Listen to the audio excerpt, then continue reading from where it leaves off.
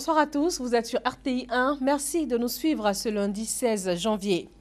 Coupe d'Afrique des Nations, Cannes 2017 au Gabon. Pour son entrée en lice, la Côte d'Ivoire a affronté le Togo ce soir à Oyem. Score nul, 0 but partout. Prochaine rencontre des éléphants de Côte d'Ivoire, tenant du titre, ce vendredi 20 janvier contre la République démocratique du Congo. À la une de l'actualité politique, l'investiture ce matin du vice-président de Côte d'Ivoire. Daniel Kablan-Duncan a été nommé le mardi dernier. La constitution de la Troisième République indique que le vice-président de la République est élu au même moment que le président de la République et obéit aux mêmes conditions d'éligibilité.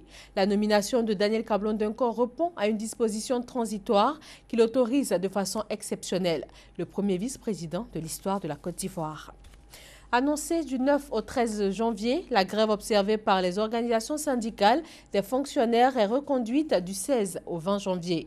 Le lundi encore, ce lundi, les établissements scolaires publics sont restés fermés. Des élèves ont exprimé leur mécontentement devant la Tour D dans la commune du Plateau. Par contre, dans les services administratifs et dans les CHU, le service minimum est assuré. Moussa Konaté.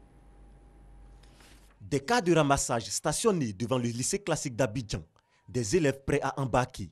Déjà le retour à la maison alors qu'il est à peine 10 h ce lundi. Je suis venu la semaine passée, on nous a dit qu'il n'y avait pas cours. Je suis venu, les professeurs ne sont pas venus, il n'y avait pas cours aussi. Donc je suis allé jouer de basket, j'ai fini de jouer, je m'en vais à la maison. Les professeurs ne sont pas là, ils sont en grève. Si nous avons fait une semaine étant à la maison et cela ne nous arrange pas. Donc nous étions à la maison, on a révisé quelques cours. Ils nous ont dit qu'aujourd'hui, les cours allaient répondre. Maintenant, ce n'est pas ce que nous constatons. Les grèves, ça ne nous arrange pas. Assez de grèves, ça ne nous arrange pas parce que nous sommes en terminale. On doit vite finir les programmes pour pouvoir aborder, je peux dire, affronter l'examen. Plusieurs établissements sont restés fermés. Conséquence, des élèves mécontents envahissent l'esplanade de la Tour D, au Plateau. Ils réclament la reprise des cours. Une manifestation dispersée par la police.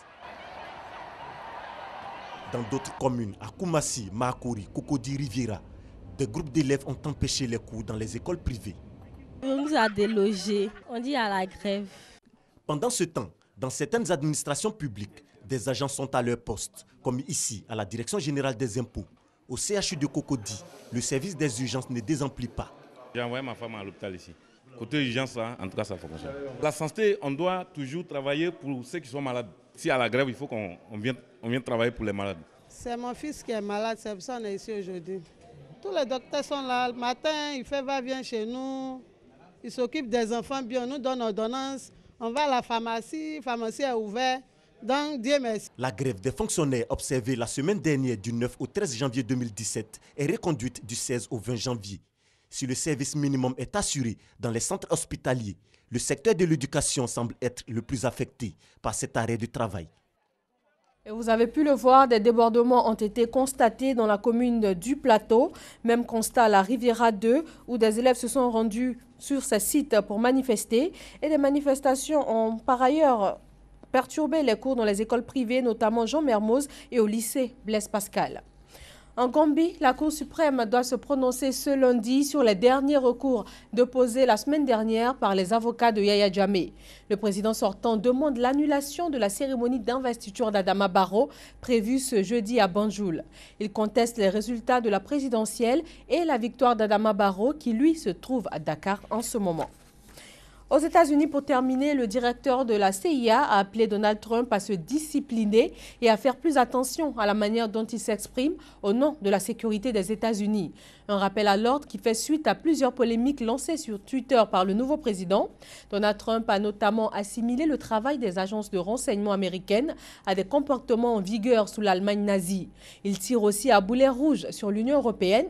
Donald Trump qualifie l'erreur catastrophique de Merkel, la politique de l'Allemagne sur les migrants. Merci de votre attention. Vous le savez, en raison de la CAN, le journal est à 21h30 sur RTI 1. Je vous dis à tout à l'heure.